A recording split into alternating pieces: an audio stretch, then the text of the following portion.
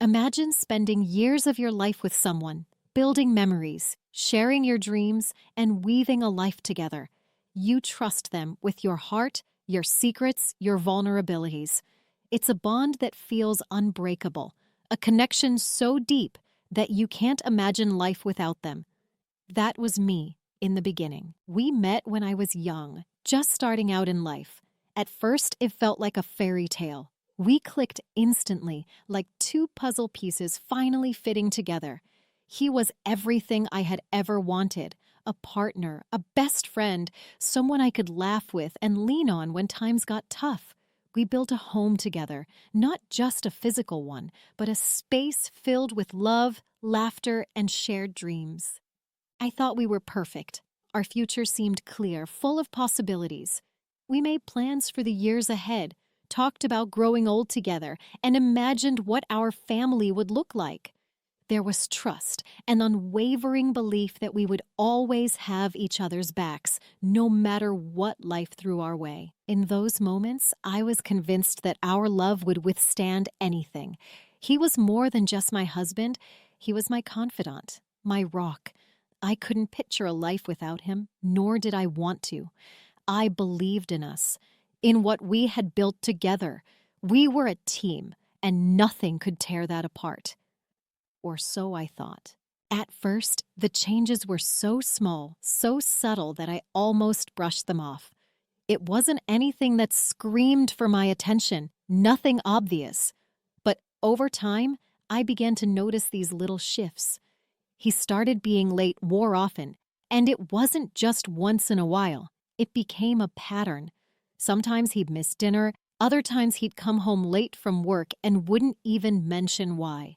At first, I thought maybe he was caught up with something important. Maybe he was dealing with pressure at the office. But it kept happening. Then there were the little things with his phone. It started off innocently enough. He'd leave it on the table while we ate, or sometimes it would buzz with notifications. But suddenly, he was quick to clear his notifications every time the screen lit up, almost too quick. It wasn't like him to be so secretive about something as harmless as a text or an email. Was I overthinking it? I started to doubt myself.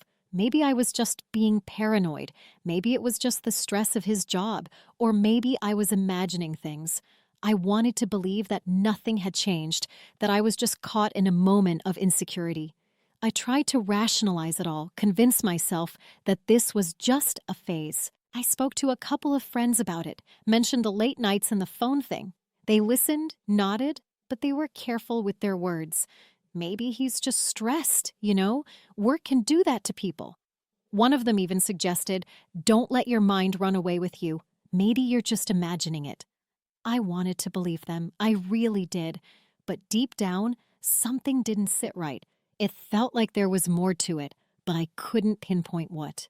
Was I really imagining things, or was my gut trying to tell me something? I couldn't shake the feeling that something was slipping away from me, and that uncertainty gnawed at me every day. It happened one evening, just like any other, or so I thought.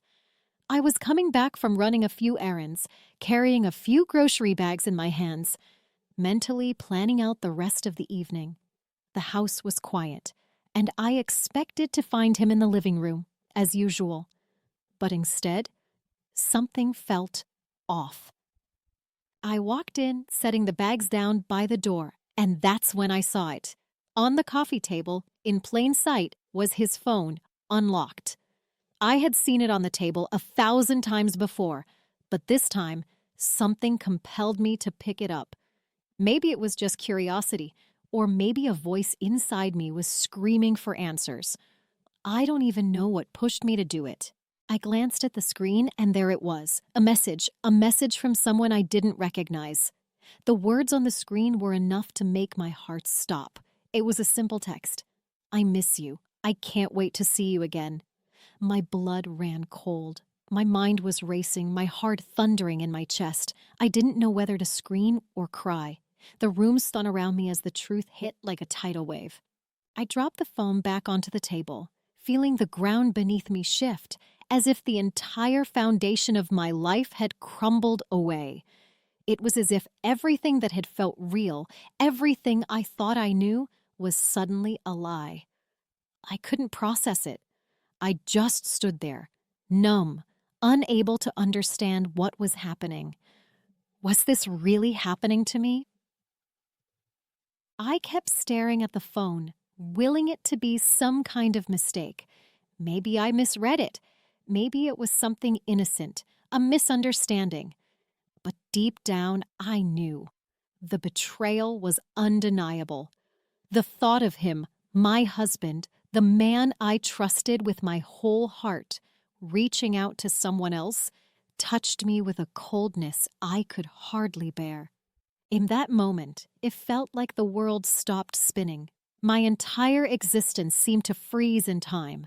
The air felt thick, heavy, suffocating. How could he do this to me? How could everything we had built together mean so little to him? I was drowning in a mix of disbelief, heartbreak, and rage. My mind scrambled for any other explanation, but none came. The truth was in front of me, and I couldn't ignore it any longer. I don't know how long I stood there, staring at the phone, the weight of the words sinking in. My whole body felt frozen, as if the room had suddenly grown cold, and my limbs refused to move.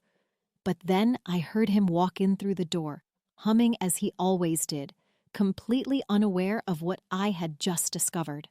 My heart pounded in my chest, my hands shaking as I turned to face him. I wanted to scream, to throw the phone in his face, to slack him across the cheek and demand an explanation. I wanted to run away, to escape the suffocating reality of what I had just learned. But instead, I stood there, silent, my mind racing but my body unable to make a sound. When he saw my face, he immediately knew something was wrong. The smile faded from his lips, replaced by a look of confusion. "What's going on?" he asked, almost too casually. I couldn't hold it in anymore. I just looked at him, my voice trembling with a mix of hurt and disbelief. "Who is she?" I asked, the words barely escaping through clenched teeth. I didn't even have to mention the message on his phone. The question was enough. His expression changed. There was a flicker of panic in his eyes, but he quickly masked it with a defensive stance. "What are you talking about?" he asked, his voice too calm for someone caught in the middle of a lie. "This is ridiculous. You've got it all wrong." I felt my anger rising, but it was mixed with a deep sadness. I wanted to shout at him, demand the truth, but I also knew that I couldn't lose myself in the storm of emotion. I had to stay composed. I had to face him, even though every part of me wanted to run away. "Don't lie to me," I said quietly, the words heavy with pain. "I saw the messages. I know what's going on. How could you do this to me, to us?" He stood there, frozen for a moment, his eyes avoiding mine, and then slowly he spoke, almost as if trying to convince himself as much as me. "I didn't mean for it to happen. It's not what you think." His words felt empty. They felt like excuses, like things people say when they're trying to justify something they know is wrong. I wanted to shout, to accuse him of everything he'd done, but there was a part of me that was still waiting for the truth. I needed him to admit it, to tell me that I wasn't crazy, that I wasn't imagining the betrayal. But as I stood there, hearing him stumble through his words, I realized something. Nothing he could say would ever make this right. It didn't matter whether he was sorry or not. It didn't matter if he tried to explain himself. The truth was out, and it hurt more than I could ever put into words. He finally looked me in the eye, his face softening for a moment, but the guilt in his eyes was clear. "I'm sorry," he whispered, the words coming too late to heal the damage. But it wasn't just guilt I saw. There was something else. Anger. Anger that I was confronting him. Anger that I had caught him in the lie he had been living. I wasn't sure whether I was angrier at him for betraying me or for the way he seemed more frustrated with being caught than with the betrayal itself. In that moment, I realized I wasn't just facing a man who had cheated on me. I was facing someone who had never truly valued me, not the way I had valued him. I wanted to scream at him for all the hurt, all the lies, but I kept my voice steady. "I trusted you," I said, my voice barely above a whisper, but it carried all the weight of the years we had spent together. "I gave you everything, and you threw it all away." The words hung in the air, and for the first time I saw him falter. His guilt was clear now, but it wasn't enough to undo the pain he had caused. The silence between us felt suffocating, but it also gave me the clarity I needed. I had to make a decision. I had to decide if I was going to let this man, this stranger in front of me, keep destroying me, or if I was going to find the strength to walk away. I could feel the weight of the heartbreak settling in, but somewhere deep down, there was also a quiet strength beginning to grow. I knew this conversation was just the beginning, and the hardest part was yet to come. In the hours that followed the confrontation, I was numb. I didn't know how to process it all. It felt like I was floating through a dream, everything around me moving in slow motion while my mind was racing 1,000 miles a minute. My heart was in 1,000 pieces, and I couldn't make sense of any of it. I kept replaying the conversation in my head over and over, trying to figure out where I had gone wrong, wondering how I missed the signs. How could he do this to me? The betrayal was like a heavy weight pressing down on my chest, and I felt like I couldn't breathe. I kept thinking my entire life was a lie. The love I had poured into this relationship, the trust I had built, seemed to vanish in an instant. Was I just a fool? Had I been blind this whole time? The hurt was overwhelming. I couldn't stop thinking about the woman he had chosen over me, the secret world he had built outside of our life. I felt small, insignificant, as if everything that made me who I was had been stripped away. I didn't know who I was anymore. Was I someone worth loving, or had I been fooling myself all along? I knew I needed help. I couldn't navigate this alone, so I reached out to my friends and even to a therapist, though I wasn't sure if I could trust myself to hear their advice. I needed someone to talk to, someone who could help me make sense of the mess my life had become. I was desperate for clarity, desperate for guidance. My friends were divided. Some told me to leave him, that I deserved better, that I should reclaim my life and my dignity. "You don't need him to be happy. You're better off without someone who would do this to you." Their words were filled with strength, and a part of me wanted to believe them, wanted to find the courage to walk away. But then others told me to give him a chance to make things right. Maybe he's genuinely sorry. People make mistakes. They said I should try to fix things, to rebuild the trust we had lost. I didn't know who to listen to. There were moments when I felt like maybe they were right, that the love we had could be salvaged if we worked hard enough. But then I'd think about the pain, the betrayal, and I'd feel like I couldn't possibly go back to the way things were. The mixed advice only made things harder. Everyone had an opinion, but no one could really tell me what was best for me. I felt like I was lost in a sea of conflicting emotions, trying to figure out whether to fight for the relationship or walk away for good. And each time I thought I had an answer, something would shift and I'd be back at square one, questioning everything. The hardest part was dealing with the inner battle. There were moments when I was filled with a quiet, aching hope that maybe we could fix this, that maybe with time we could rebuild. But then I'd be overwhelmed by a rush of anger and sadness, thinking about all the lies, all the things he'd hidden from me. Could I really trust him again? I was at a crossroads, unsure of what the future would hold, but knowing that whatever I chose, I couldn't go back to the way things were. I had to make a decision for myself, even if it meant walking away from the person I had once believed I would spend the rest of my life with. In the days and weeks that followed, I found myself at war with myself.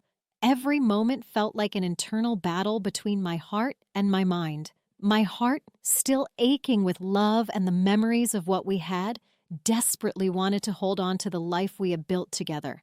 But my mind, sharp and clear in its realization of the betrayal, kept pushing me toward the painful truth that what had been between us was no longer the same.